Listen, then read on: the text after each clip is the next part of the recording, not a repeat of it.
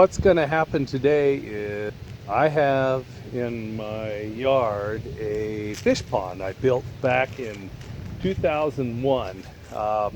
We had a real severe drought that year. Everything was looking brown. So I said, I really want an oasis, someplace where I can see green. So I decided, let's build a fish pond. So it's just right off our deck here. And so I dug this out, lined it, put concrete in it, and made kind of a clamshell deeper at that end.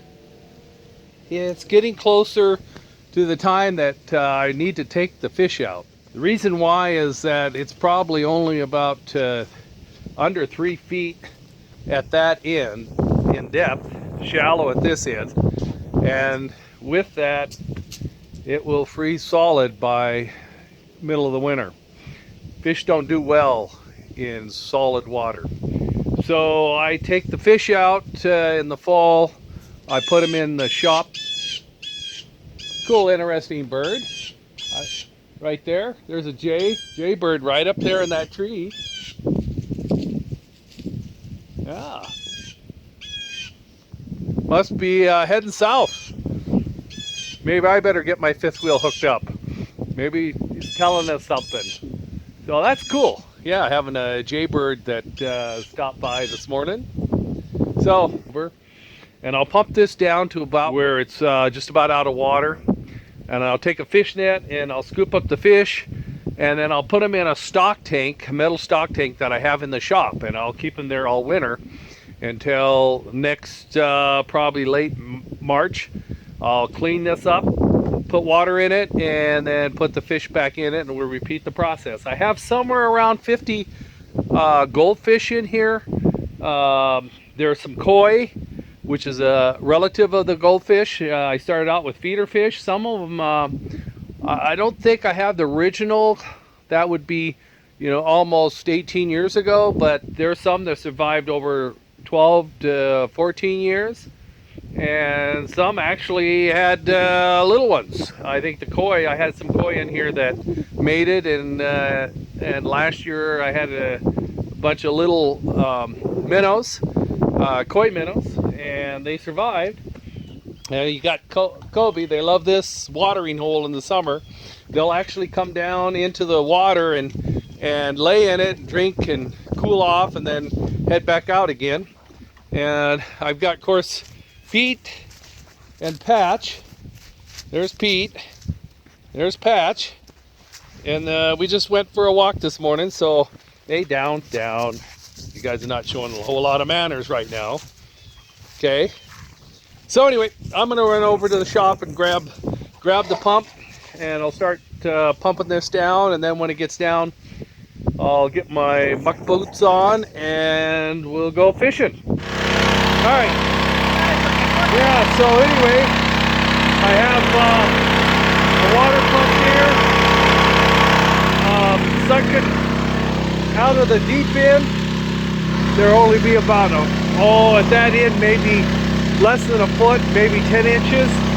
And then we'll just start scooping and picking up the fish, put them in a bucket, and then take them over to the shop. The water's running over here to help water these trees and the lawn. Yeah, it's probably about 40, maybe 42 degrees right now.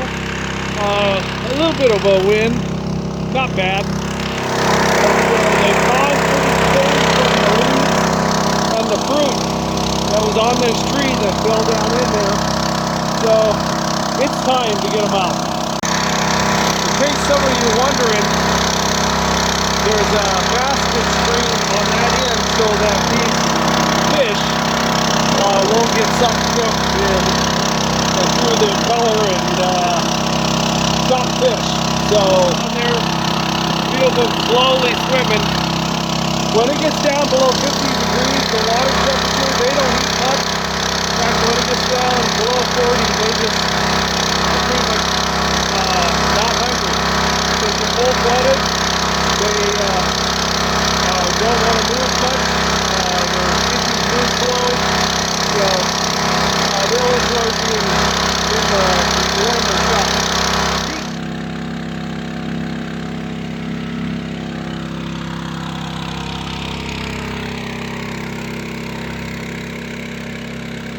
Hi, Patch.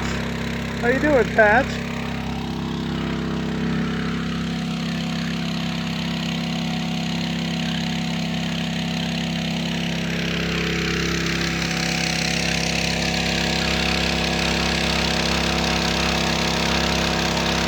Looks like we got all of them out of the water. They're in these buckets, these 3 buckets anyway, and I'll take them right on over and put them in the shop. But I don't see any others swimming around in this water. I think I'll just let it set for a little bit, and then I'll come back and take a look.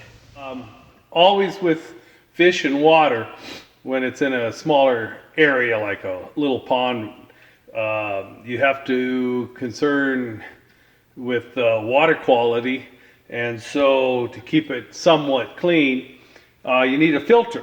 So I went online and I found a filter that is fairly good capacity. Oasis. The way it works is I pump the water into this inlet. It goes down into the body of the filter system, that whole body, and then the water comes out of each one of these handles. There's a little vent areas here for the water, passageways for the water to flow up into this area. Then it's dropped down and then exits out here. So the water flows down in, is filled up. The cleaner water going through all those filters comes to the top, flows out. What you have is foam, these foam blocks with a handle, and there's 4 of them, and they're different densities, as you can see right here. They filter through these foam blocks, and then when you want to clean it, you have an indicator right here. When the red is finally getting up where you see it, it means that the filter is finally getting plugged. And so what you can do is that you can take these handles and you lift them up and down, just give them a good pull up and down, and what it does is it squeezes the body of this mesh, on the filter mesh, and then cleans out all in the water, it squeezes it out. Take this, remove this plug here for flushing out the system, then open up the valve and it will drain all this area. So what I'm going to do right now is I'm just going to take all this apart. They're really easy to just unclip, drop them down, pull the foam out, really clean it well, wash the insides this out, power wash it, put it back together again, and then I'll stick it over on the fish tank that I have. It's very important to keep microbiology balance in the water for the fish because their poop residue, it causes a lot of ammonia, and so microorganisms also help, you know, in this incubators as such. I did it once this summer, but this time I figured that I'd just go ahead and just take it all apart and get it all cleaned up because I'm going to put it into the fish tank. So anyway, really like it. It's a great unit for my fish pond. In fact, it's probably a little bit oversized, but that's fine. So anyway, I better get this into the water, and then I need to get the fish in there. Got that done. There's 52 fish. So looks like all of them survived this year. Then also a river that's about 7-8 miles from here. Nick had went down and was wading in there and had found these freshwater clams. He had his little foot sticking out. So I'm just going to stick them in here and see what happens. All right. Well, anyway, that job's done. They'll have to be there for about 5 months. Thanks for being along with me on this little job that needs to be done. Need Mike Rowe for dirty jobs. But this one here is a cold, wet, dirty job. Hey, thanks, guys.